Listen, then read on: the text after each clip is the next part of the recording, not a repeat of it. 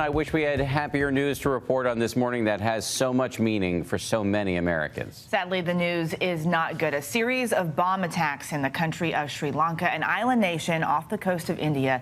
The explosions targeted churches as well as hotels frequented by Western tourists. Here's what we know as we come on the air. There were 8 explosions. More than 200 people are dead, including at least 2 Americans. Hundreds more are injured. The country's defense minister says multiple suspects have been arrested. Nobody has claimed responsibility. Meanwhile, here in New York City, police say there are no specific credible threats to churches here, but they are monitoring the situation. We have team coverage, our security experts standing by, but let's start with ABC's Julia McFarlane in our London bureau. Julia. Good morning, Eva. Horrific news emerging this Easter Sunday morning. Scores of Sri Lankans and tourists among the dead. This morning, 8 explosions rocking churches and luxury hotels in Sri Lanka, killing and injuring many on this Easter Sunday. At least 2 Americans counted among the dead.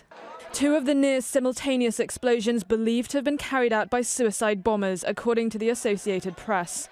The scene inside St. Sebastian's Church, catastrophic. Blood spattered on the ceiling and walls. Worshippers draped over the pews. People scrambling to help one another amid the glass and debris. Outside of St. Anthony's Shrine in the capital, Colombo, the damage significant. Glass on the ground. The blood of worshippers who came to church to celebrate Easter Mass spattered on this statue of Jesus. A horrifying, powerful sight for those who survived. Several luxury hotels were also targeted, the Cinnamon Grand, the Kingsbury and the Shangri-La in Colombo. Officials telling ABC News a number of foreigners are among the dead. Other hotels across the country now tightening security amid ongoing fears.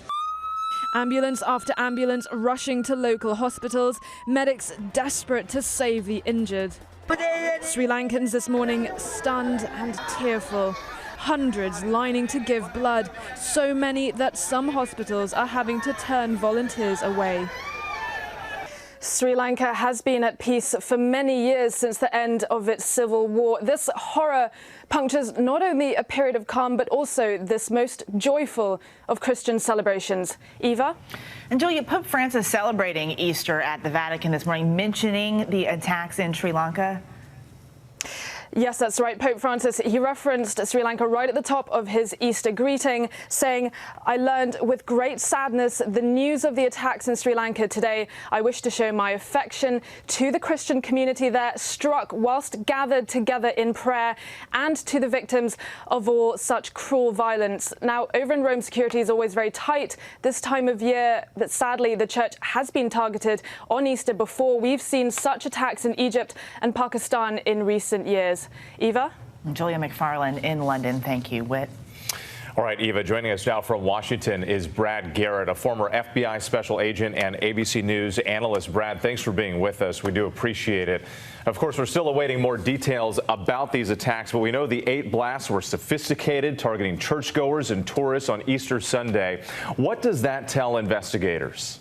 Well, it tells them, obviously, that this attack is probably toward Christians, and that they targeted places where foreigners, going to be probably a number of British citizens that were on Sri Lanka at the time. So this is to make a statement that, look, we're going after you, the religion. And Brad, for some Americans who might not be as familiar with Sri Lanka, this is a country that has recently experienced civil war. What can you tell us about that and whether security services would have been prepared for an attack like this? Okay, so Sri Lanka got their independence in the late 1940s from the British. They've had this ongoing civil war with the Tamil Tigers, which are primarily Hindu, and this has gone off and on for literally decades. There is a thing called the State Intelligence Service that's had its own issues with corruption, and so my guess is this may have caught them blindsided.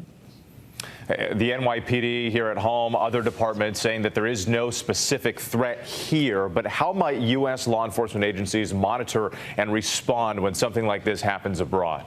There's always a concern of copycats, because let's face it, if these were explosions, let's say they're suicide bombers, which my guess is at least some of them would be, Doesn't take much to plan that. And so a little additional security will basically deter somebody from going in perhaps with a suicide vest or a bomb. And a lot of information still coming in this morning. Brad Garrett from Washington, we appreciate your insight. Thank you.